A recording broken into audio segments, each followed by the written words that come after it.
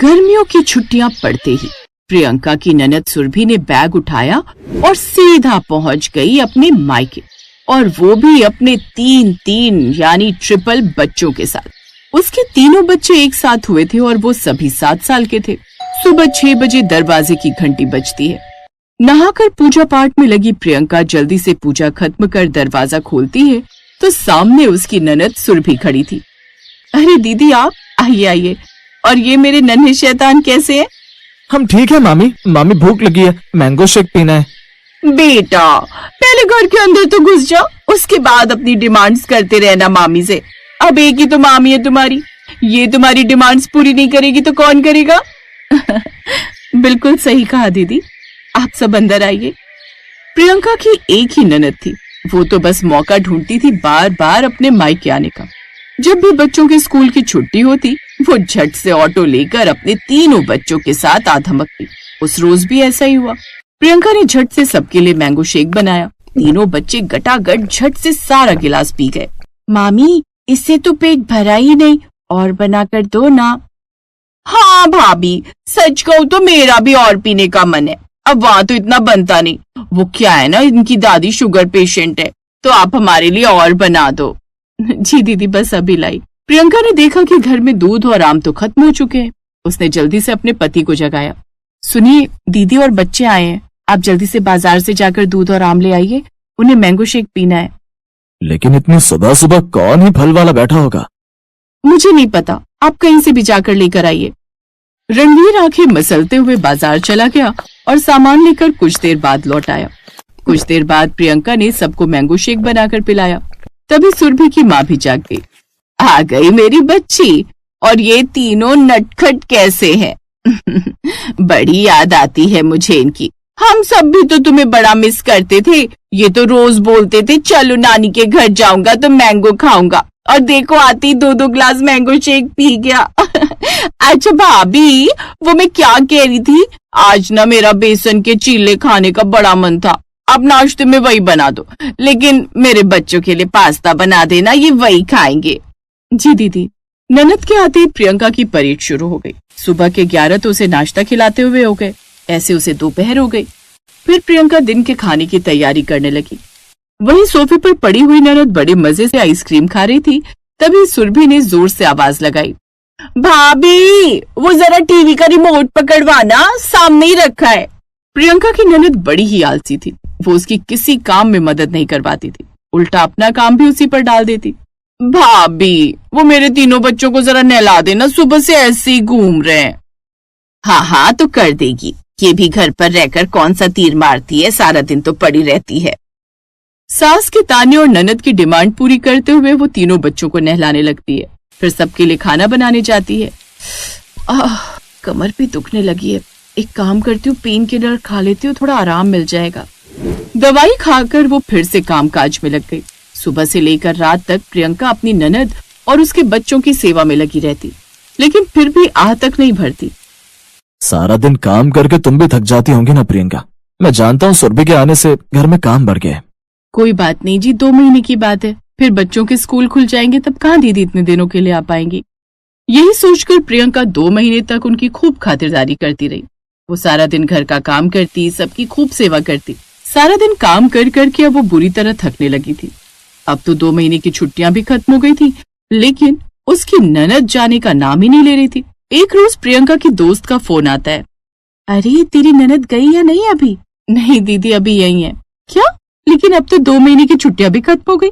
सच में ना प्रियंका, तूने अपनी ननद की आदत बिगाड़ दी है, इसीलिए वो कुछ करना ही नहीं चाहती और न ही यहाँ से जाना चाहती है। चल मैं फोन रखती हूँ, तू कर अपनी ननद की सेवा। प्रियंका की दोस्त ये कहकर फोन रख देती है।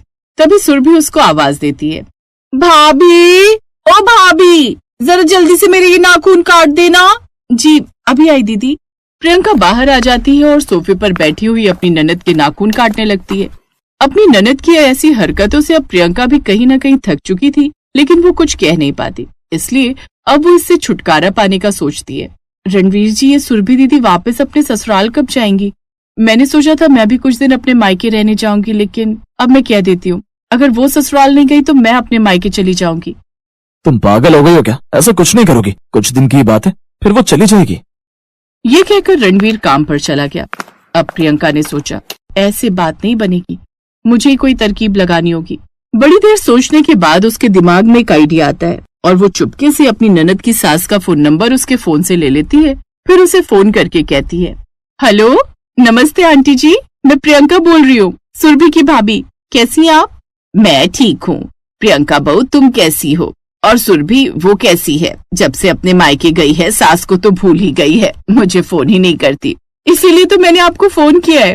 वो क्या है ना, सुरभि दीदी आपको बड़ा याद करती हैं, बस फोन नहीं कर पाती, कम से कम दिन में 10 बार आपका नाम ले लेती हैं।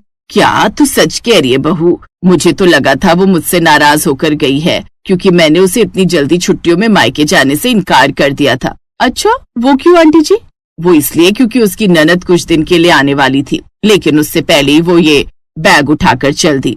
अरे नहीं नहीं, वो तो दिन में 10 बार आपका नाम लेती हैं और आपको बड़ा याद करती हैं। इतना प्यार तो मैंने किसी बहू के मन में अपनी सास के लिए नहीं देखा। आपको यकीन ना हो तो यहाँ आकर देख लीजिए। और शायद इसीलिए वो वापस अपने ससुराल भी नहीं आ रही, उन्हें लग रहा है कि कहीं आप उनसे नाराज ना हो। सच कहूँ तो वो आपके बिना रह ही नहीं सकती और शायद आप उनके बिना। तू सच कह रही है बहू, फिर तो मैं जरूर अपनी बहू को लेने आऊंगी। प्रियंका ने खुशी खुशी फोन रख दिया। अब वो बड़ी खुश थी। तभी उसकी ननद की आवाज आती है, भाभी, ओ भाभी। जी दीदी। भाभी, आज मेरा और बच्चों का ना खीर खाने का बड़ा मन था, आज आप डिनर में मीठे में वही बना देना। जी दीदी जरूर, और बहू सुन, अच्छे से मेवे और देसी घी भी डालना उसमें। जी जरूर माँ जी। अगले दिन प्रोमिला अपने बेटे के साथ सुरभि को लेने उसके मायके पहुंच गई। हैं? ये कहाँ से आ गई? मेरी बहू, मैं तुझे कितना याद कर रही थी। माँ जी प्रणाम, मैं भी आपको बड़ा मिस कर रही थी। इतना कहते ही प्रोमिला उसके गले लग गई। चल अब अपने घर चल, तू यहाँ पड़ी हुई है, वहाँ तेरा ससुराल कौन संभालेगा? 2.5 महीने से खुद ही गैस पर अपने हाथ जला रही हूँ। अब सुरभि के पास और कोई चारा नहीं था, उसे अब अपने ससुराल वापस जाना ही पड़ा। उसके जाते ही प्रियंका ने लंबी सांस भरी। वो कमरे में जाकर अपनी माँ को फोन करती है, माँ मैं कुछ दिन के लिए मायके आ रही हूँ, आप खाने में खीर, मटर पनीर, पूड़ी, गुलाब जामुन और हाँ मेरे फेवरेट दही भल्ले बना देना। तू आ रही है लेकिन अभी तो तेरी ननद वही है ना, तो फिर तू कैसे आएगी? माँ आखिरकार मेरी ननद चली गई। अब प्रियंका कुछ दिन के लिए अपने मायके चली जाती है और बड़े आराम से वहाँ रहकर कुछ दिन बाद खुशी खुशी लौट आती है।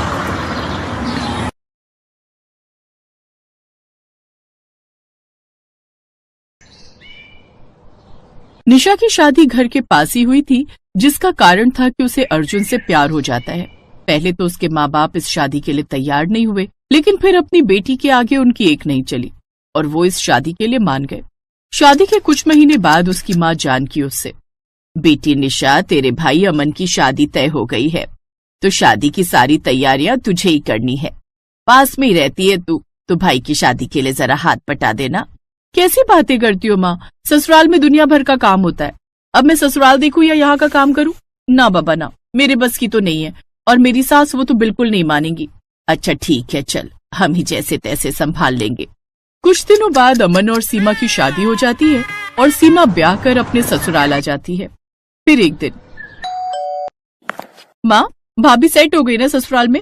भाभी को बता दिया है ना, ननद पास में ही रहती है, तो ये ना समझे कि दिन के 4 चक्कर क्यों लगा रही है। अरे नहीं, मैंने तो नहीं बताया तेरी भाभी को कि तू पास में ही रहती है, क्योंकि सारी शादी में तो तू मेहमानों की तरह ही दिखी है।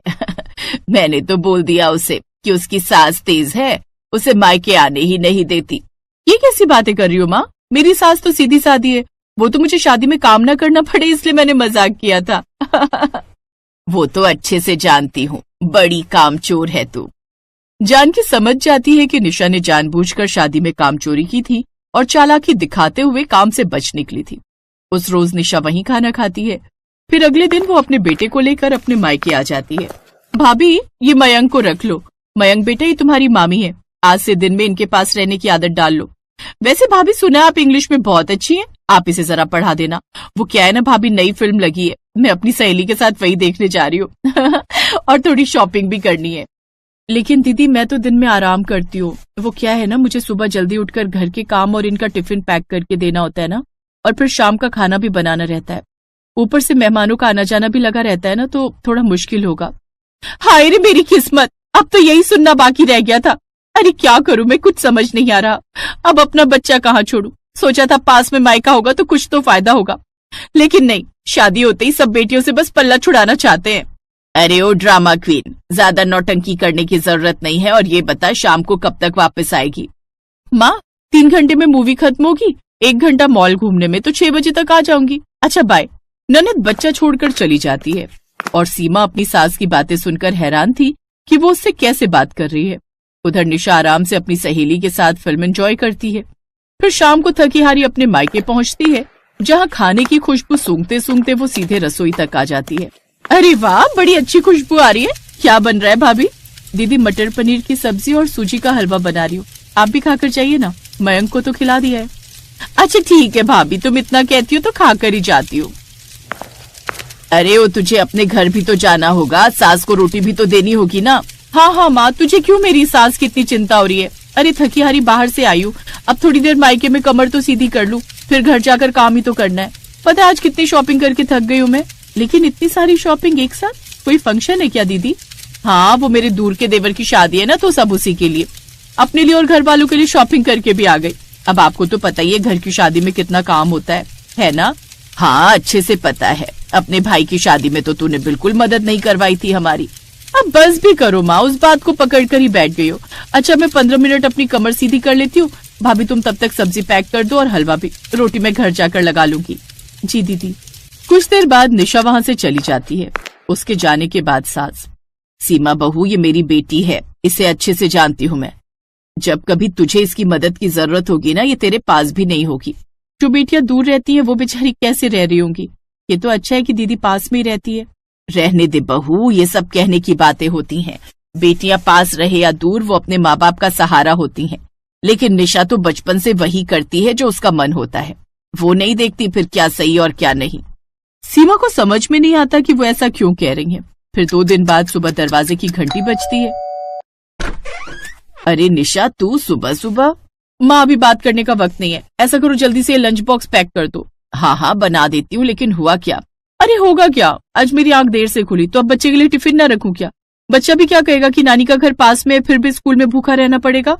जानकी उसे जल्दी से खाना पैक करके दे देती है। निशा उसे स्कूल बस में बिठा देती है और वापस अपने मायके आ जाती है। तभी जानकी उससे, निशा अब तू भी अभी घर जाकर क्या करेगी? अभी तो तेरी सास खटराटे भर रही होगी। अब तूने मेरी नींद तो खराब कर दी, इसलिए ऐसा कर, अब जल्दी से जाकर रसोई में चाय बना ले, और हाँ अपनी भाभी के लिए भी बना देना, वो भी उठने वाली होगी। क्या चाय और मैं? ना माना, मुझे तो बहुत नींद आ रही है, मैं तो सोने जा रही हूँ, बहुत नींद आ रही है। भाभी को आवाज दीजिए ना, वो बना देंगी। तभी सीमा भी वहां आ जाती है। कोई बात नहीं माँ जी, दीदी को जाने दीजिए, ये घर जाकर आराम कर लेंगी, चाय मैं बना देती हूँ। चाय का नाम सुनकर निशा के कदम रुक जाते हैं। भाभी चाय बना ही रही हो तो मेरे लिए भी बना देना, मेरा भी बड़ा मन कर रहा था चाय पीने को। देखा बहू, ये ना बड़ी चालाक है, हम दोनों के लिए ये 1 कप चाय का बनाकर नहीं पिला सकती। सच में मेरी ननद तो बड़ी चालाक है, मुझे तो इसने सुबह सुबह जगा दिया, लेकिन जब इसका फर्ज निभाने की बात आती है तो ये चुपचाप कट लेती है। माँ ऐसा क्यों बोल रही हो? याद है उस दिन पानी का ग्लास मैंने तुम्हें पीने को दिया था? अरे इस बात को 4 महीने हो गए। अरे माँ अब छोड़ो ना ये सब, और भाभी आप जाकर चाय बना कर ले आओ, माँ का तो काम ही है हर वक्त कुड़कुड़बाजी करते रहना। सीमा रसोई में जाकर चाय बनाने लगती है, लेकिन अब उसे समझ आ गया था कि कहीं न कहीं उसकी ननद उसकी शराफत का ज्यादा ही फायदा उठा रही है, और वो अपनी सास की कही बात का सच पता लगाने के लिए, अपनी ननद की चालाकी का पता लगाने के लिए एक प्लान बनाती है। वो सबके साथ 2 दिन बाद निशा के ससुराल पहुंच जाती है। वो क्या है ना दीदी, हमारे यहाँ का गैस सिलेंडर खत्म हो गया है और आज गैस एजेंसी की भूख हड़ताल है, तो उन्होंने कहा है कि गैस आने में कुछ दिन लग जाएंगे, इसलिए हमने सोचा आपके यहाँ ही 2-3 दिन गुजार लेते हैं, इसी बहाने साथ में वक्त भी बिता लेंगे दोनों परिवार। हाँ हाँ सीमा बहू, ये तुमने बहुत अच्छा किया, और ऐसे में एक परिवार ही तो दूसरे परिवार का सहारा होता है। जब तक एजेंसी वालों की हड़ताल खत्म नहीं होती, तुम सब यहाँ आराम से रहो। और हाँ, अब तुम हमारे घर आई हो तो तुम सबको अब यहाँ कोई काम करने की जरूरत नहीं है, अब सारा काम निशा अकेले संभालेगी। जैसे ये तुम्हारे यहाँ कुछ नहीं करती, वैसे ही अब तुम भी यहाँ कुछ काम नहीं करोगी। अब आया ना ऊंट पहाड़ के नीचे। अब अगले 2 दिन तक निशा को ही सबके लिए चाय, नाश्ता और खाने का इंतजाम करना होता, साथ ही साथ घर के बाकी काम भी करने होते, जिससे वो बुरी तरह थक जाती है।